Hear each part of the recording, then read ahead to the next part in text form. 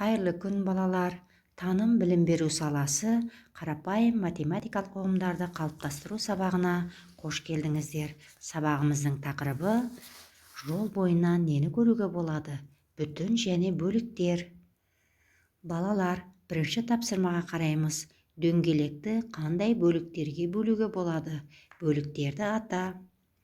Балалар, дөңгелекті ортасынан бір бүктесек, жарты бөлік шығады.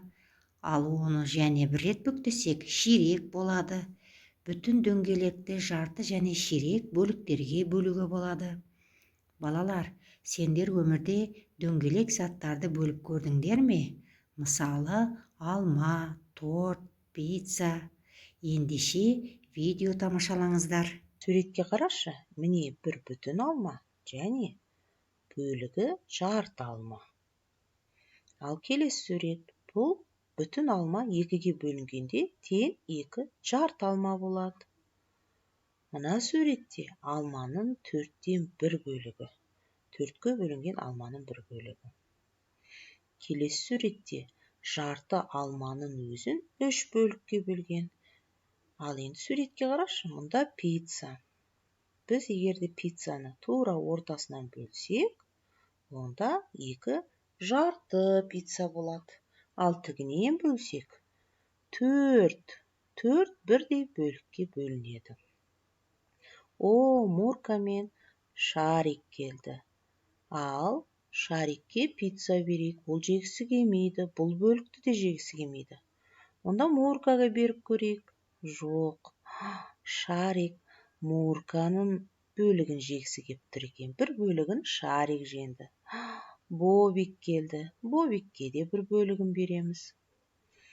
Ал мынау кім? Бұл маймыл. Олшы, жоқ, оған жоқ, Муркаға бір бөлік. Маймылға да бір бөлік. Сонымен біз пиццамызды бірдей төрт бөлікке болдық. Ал енді саған сұрақ. Қазір саған бір көрініс болады.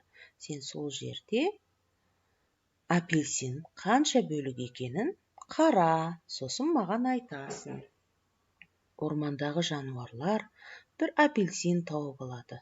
Олар бәрі бірдей ғып бөліп, жегісі келеді. Қабығын ашып, енді бөлсейін деп атқанда, қасқыр кеп апельсиндерін тартып алады. Талдың түбіне отырған қасқыр апельсинін қойып, бірнеше бөліктерге бөліп, енді жемек болып дайындалады. Сол кезде кірпіге өзінің бөлігін алып кетеді. Торғайды қарап тұрмайды, ол да бір бөлігін алып кетті. Үйректің балапандары да өз бөлігін алды. Мысықтың марғаулары да алып кетті. Ал борсық болса соңғы бөлікті алды. Ал ашуланған қасқырға апельсиннің қабығы ғана қалды. Ал енді саған сұрақ. Апельсиннің бөлігі қанша? Кәне ойланшы кәне.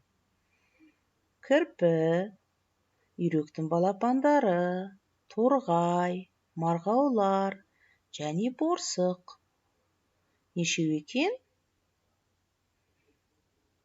Дұрыс айтасың балақай, 5 екен.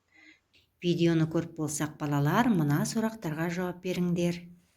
Бүтін дөңгелекті неше жарты бөлікке бөлуге болады? Бүтін дөңгелекті қанша ширек бөлікке бөлуге болады? Балалар, өздерің түрлі түсті қағаздан дөңгелек жасап, оны бөліктерге бөліп көріңдер. Жарай ма балалар? Екінші тапсырмаға қараймыз балалар. Мұнда тауық, балапан, гүл, мысық, тышқанның суретін бүтін және жарты бөліктерден салыпты. Ал балалар суретші бояуды ұмытып кетіпті. Ал енді сендер бүтін бөліктерді бір түспен, ал жарты бөліктерді бір түспен бояйсыңдар. Балалар, шатаспаймыз, мұқият бояймыз, жарай ма? Келесі тапсырмада балалар, өрнек қандай дөңгелек бөліктерінен құрастырылғанын айт. Келесі тапсырмада Вагонға әжесі, анасы және немересі кірді. Олар үш орынға қалай жайғасуы мүмкін? Рөлдерге бөліп балалар өз сөздеріңмен айтып беріңіздер. Сосын олар басқаша қалай отыруы мүмкін? Өз нұсқаңның суретін саласыңдар. Балалар, бүгінгі сабақта не үйрендік? Дұрыс, бүтін, жарты, ширек бөліктер қалай болатынын біліп алдық. Осымен балалар, математика сабағымыз аяқталды. Сау болыңдар балалар.